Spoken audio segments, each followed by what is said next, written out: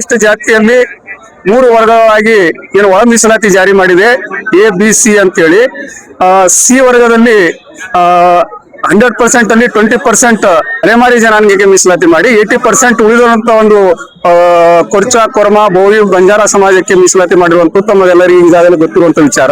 ಅದರಲ್ಲಿ ಏನಾಗಿದೆ ಅಂತ ಹೇಳಿದ್ರೆ 20% ಇರುವಂತ ಅಲೆಮಾರಿ ಜನಾಂಗಕ್ಕೆ ಮೊದಲನೇ ಆದ್ಯತೆ ಸಿ ವರ್ಗದಲ್ಲಿ ಬರೋದ್ರಿಂದ ಬಂಜಾರ ಸಮಾಜದಲ್ಲಿ ಏನು ಬರ್ಬೇಕಾಗ್ಯದ ನ್ಯಾಯಯುತವಾಗಿ ಏನ ಎಜುಕೇಶನ್ ಅಲ್ಲಿ ಅದು ಉದ್ಯೋಗದಲ್ಲಿ ಏನ್ ಬರ್ಬೇಕಾಗ್ಯದ ಅದು ಸೀಟ್ ಬಂಜಾರ ಸಮಾಜಕ್ಕೆ ಸಿಗ್ತಾ ಇಲ್ಲ.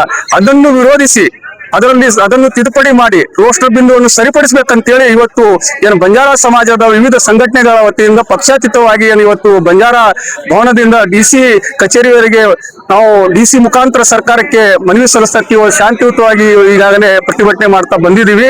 ಅದಕ್ಕಾಗಿ ನಾನು ತಮ್ಮ ಮಾಧ್ಯಮದ ಮುಖಾಂತರ ಸರ್ಕಾರಕ್ಕೆ, ಮಾನ್ಯ ಮುಖ್ಯಮಂತ್ರಿಗೆ ಹಾಗೂ ಈ ಒಂದು ಜಿಲ್ಲೆಯ ಉಸ್ತುವಾರಿ ಸಚಿವರಿಗೆ ನಾನು ಕೈ ಮುಗಿದು ಮನವಿ ಮಾಡ್ತಾ ಇದ್ದೀನಿ. ಏನ್ ರೋಸ್ಟರ್ ಬಿಂದುವಲ್ಲಿ ಸಿ ವರ್ಗಕ್ಕೆ ಬಂಜಾರ ಸಮಾಜಕ್ಕೆ ಅನ್ಯಾಯ ಆಗ್ಯದ, ಆದಷ್ಟು ಬೇಗನೆ ಅದನ್ನು ಸರಿಪಡಿಸ್ತಕ್ಕಂಥ ಕೆಲಸ ಮಾಡಬೇಕು. ಮಾಡಿದರೆ ಕೂಡ ನಾವು ಕೂಡ ಸ್ವಂತ ಕಾಂಗ್ರೆಸ್ ಪಕ್ಷದ ಒಬ್ಬ ನಿಷ್ಠಾವಂತ ಕಾರ್ಯಕರ್ತನಾಗಿ ನಾನು ಮನವಿ ಮಾಡ್ತಾ ಇದ್ದೀನಿ.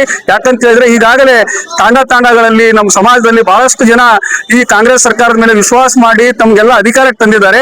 ಬರ್ತಕ್ಕಂಥ ದಿವಸದಲ್ಲಿ ಕೂಡ ತಾವು ಮುಂದುವರಿಬೇಕಾಗಿತ್ತಾದ್ರೆ ನಮ್ಮಂತ ಲೀಡರ್ಗಳು, ನಮ್ಮಂತ ಕಾರ್ಯಕರ್ತರು ತಮ್ಮ ಪಕ್ಷದಲ್ಲಿ ನಾಯಕರಾಗಿ ಬೆಳಿಬೇಕಾಗಿತ್ತಾದ್ರೆ ಈ ಬಂಜಾರ ಸಮಾಜಕ್ಕೆ ಆಗಿರುವಂತ ಅನ್ಯಾಯವನ್ನು ಸರಿಪಡಿಸಬೇಕಂತ ಇಷ್ಟ ಮಾಧ್ಯಮ ಮುಖಾಂತರ ನಾನು ಕೇಳ್ಕೊಳ್ತೇನೆ. ರಾಮದೇವ್ ರಾಠೋಡ್, ಮಾಜಿ ತಾಲೂಕ್ ಪಂಚಾಯತ್ ಸದಸ್ಯ, ಚಿತ್ತಾಪುರ್. ಕರ್ನಾಟಕ ಸರ್ಕಾರಕ್ಕೆ ಮಾಧ್ಯಮದ ಮೂಲಕ ಮನವಿ ಮಾಡಿಕೊಳ್ಳುವುದೇನೆಂದ್ರೆ, ಸರ್ಕಾರ ಒಳ ಮೀಸಲಾತಿ ತಂದು ಬಂಜಾರ, ಭೋವಿ, ಕೊರ್ಚ, ಕೊರ್ಮ 4 ಜನಾಂಗಕ್ಕೆ ಬಹಳಷ್ಟು ದೊಡ್ಡ ಆಘಾತವನ್ನ ಸರ್ಕಾರ ಕೊಟ್ಟಿದೆ. ಅತಿ ಸೂಕ್ಷ್ಮ ಅಲೆಮಾರಿ ಜನಾಂಗದವರಿಗೆ ಒಳ ಮೀಸಲಾತಿಯನ್ನು ಕೊಟ್ಟು, ಮೀಸಲಾತಿ ಪ್ರತಿಯೊಬ್ಬರ ಹಕ್ಕು. ಯಾಕಂದ್ರೆ ಸಾಮಾಜಿಕವಾಗಿ ಸಮಾನತೆ ಬರುವವರಿಗೆ ನಮ್ಗೆ ಮೀಸಲಾತಿ ಬೇಕು. ಅದಕ್ಕೆ ಡಾಕ್ಟರ್ ಬಾಬಾ ಸಾಹೇಬ್ ಅಂಬೇಡ್ಕರ್ ಅವರು ಡಿಪ್ರೆಸ್ಡ್ ಕ್ಲಾಸ್ಗೆ ಮೀಸಲಾತಿಯನ್ನು ಕಲ್ಪಿಸಿಕೊಟ್ಟಿರೋದು. ಆದ್ರೆ ಒಳ ಮೀಸಲಾತಿ ಸಂವಿಧಾನದಲ್ಲೇ ಇಲ್ಲ. ಆದಾಗ್ಯೂ ಕೂಡ ಸುಪ್ರೀಂ ಕೋರ್ಟ್ ತೀರ್ಮಾನದ ಪ್ರಕಾರ ಆಯಾ ರಾಜ್ಯ ಸರ್ಕಾರಕ್ಕೆ ಮೀಸಲಾತಿಯನ್ನ ಒದಗಿಸಿಕೊಡ್ಬೇಕೆಂಬ ಕಲ್ಪನೆಯೊಂದಿಗೆ ರಾಜ್ಯ ಸರ್ಕಾರ ಇವತ್ತು ಒಳ ಮೀಸಲಾತಿಯನ್ನ, ನಾಗಮೋಹನ್ ದಾಸ್ ವರದಿಯನ್ನ ಗಮನದಲ್ಲಿ ಇಟ್ಕೊಂಡು ಒಳ ಮೀಸಲಾತಿಯನ್ನು ತಂದಿದ್ದಾರೆ.